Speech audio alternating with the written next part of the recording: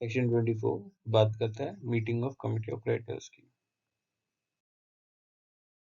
जो मेंबर्स है committee of creditors के, वो या तो खुद आएंगे या तो इलेक्ट्रॉनिक मीन्स से आएंगे। इलेक्ट्रॉनिक मीन्स के बारे में हम रेगुलेशंस में पढ़ेंगे, रेगुलेशन 26 इसकी बात करते हैं।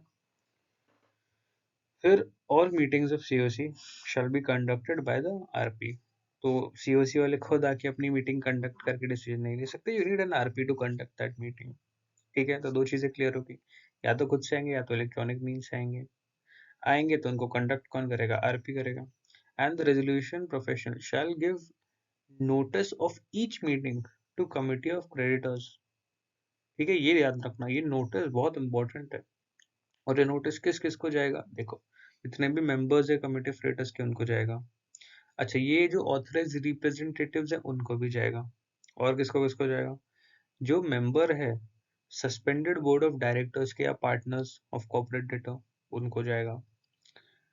फिर जाएगा ऑपरेशनल क्रेडिटर्स और द रिप्रेजेंटेटिव्स इफ, लेकिन इफ, हाँ, if the amount of their aggregate dues is not less than 10% of the debt. समझा? मतलब डेट के 10% से नीचे का रहेगा तो नहीं जाएगा, उस लेवल का है उससे ऊपर 10% 10% से ऊपर का रहेगा तो ऑपरेशनल क्रेडिटर को या उनके रिप्रेजेंटेटिव को भी नोटिस जाएगा। तो हमको समझ में आएगी ये चार टाइप के लोग हैं।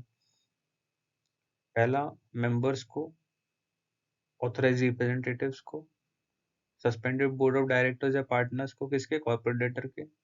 और ऑपरेशनल क्रेडिटर या उनके रिप्रेजेंटेटिव्स अगर उनका डेट 10% है उससे ज्यादा है। क्लियर हो गया हमको? ठीक है, इनको नोटिस जाएगा। बाकी वोटिंग वोटिंग सब बात करते हैं, इनको जो नोटिस जाएगा। ठीक है, अब ये कह रहे हैं कि अब जो डायरेक्टर्स, पार्टनर्स या उनके रिप्रेजेंटेटिव्स है ऑपरेशनल क्रेडिटर के, दे मे अटेंड द मीटिंग, वो मीटिंग में आके बैठ सकते हैं लेकिन वो वोट नहीं कर सकते। क्लियर हो गया? हमने नोटिस दिया था उन लोगों को, उन लोगों को हमने बोला है वो आके चुपचाप, हाँ, चुपचाप पीछे बैठ जाओ, कुछ नहीं करना, कुछ नहीं बोलना, बैठ जाओ पे कोने में। हाँ, बस वो बैठे अपने बेचारे देख रहे, वोट वोट ना ना ना ना, पूछेंगे भी नहीं उनको। और ये भी कहा गया है कि इन देयर एब्सेंस, कि भी अब डायरेक्टर, पार्टनर, रिप्रेजेंटेटिव, कोऑपरेटर नहीं थे, वो आए उठ के चले गए, कोई फर्क नहीं पड़ता। It shall not invalidate the proceedings of such meeting. ठीक है, इतना क्लियर हो गया? मतलब एक बार हमारा सीआरपी लग गया तो बोर्ड ऑफ डायरेक्टर को कोई भाव में से मिलता नहीं है, मतलब just saying, no hard feelings, but ठीक है। अब हमको क्या समझ में है कि भैया अगर ये लोग आएंगे भी, कौन आएंगे? डायरेक्टर्स, पार्टनर्स या रिप्रेजेंटेटिव ऑपरेशनल क्रेडिटर, वो आएंगे भी तो भी चुपचाप कोने में बैठ जाएंगे। They shall have no right to vote in such meetings and in their absence, तो ऐसे केस में it shall not invalidate the proceedings of such meeting. ठीक है, अब subject to section 6A 6B of section 21 ये हम पढ़ लिया।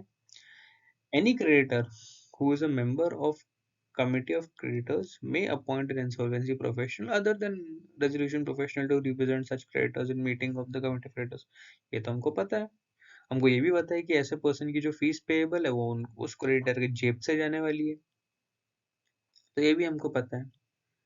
और क्या बोल रहा है कि each creditor shall vote in accordance with the voting share assigned to him based on the financial debts owed to the, ये तो हमको पहले ही क्लियर था कि भाई जितना उसका पैसा रहेगा, जिसने उतना लोन दिया रहेगा, उस पूरे डेट में उसका वोटिंग परसेंटेज भी उतना ही रहेगा उसके हिसाब से।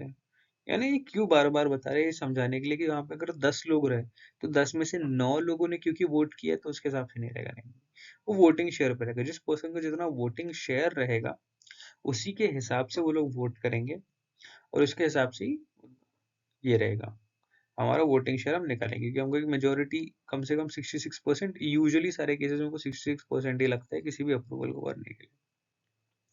इसके बाद क्या बोल रहा था? RP shall determine the voting share to be assigned to state and manner specified by the board. हाँ, चलो ठीक। वैसे कुछ भी इसमें इम्पोर्टेंट तो था नहीं, बेसिक बेसिक चीजें थी, उनको क्लियर हो गई, वेरी सिंपल।